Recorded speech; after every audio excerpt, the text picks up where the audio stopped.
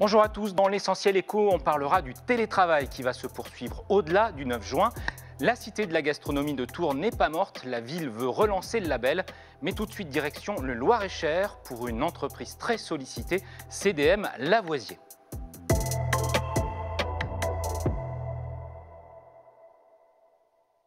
On débute à La Chaussée-Saint-Victor, près de Blois, où le laboratoire CDM Lavoisier va construire une extension en 2022.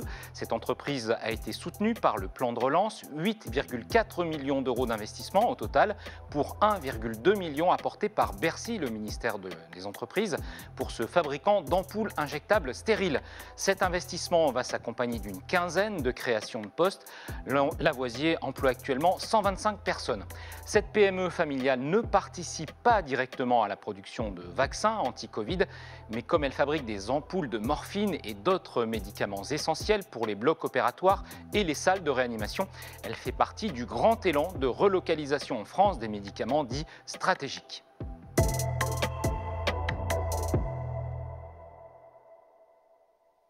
À Tours, la cité de la gastronomie respire encore. La nouvelle équipe municipale veut relancer ce label que Tours a remporté avec 3 autres villes, Lyon, Dijon et Rungis. Pour l'instant, il y a toujours le site universitaire, boulevard Béranger.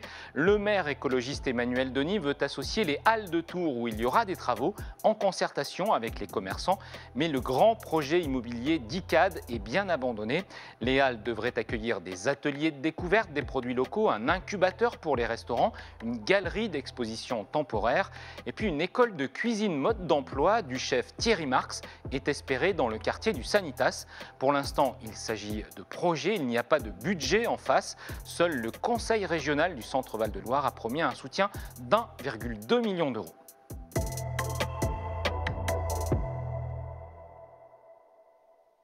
Enfin, le confinement s'allège, mais le télétravail reste la règle. Pour les salariés qui peuvent travailler à distance, rien ne change jusqu'au 9 juin.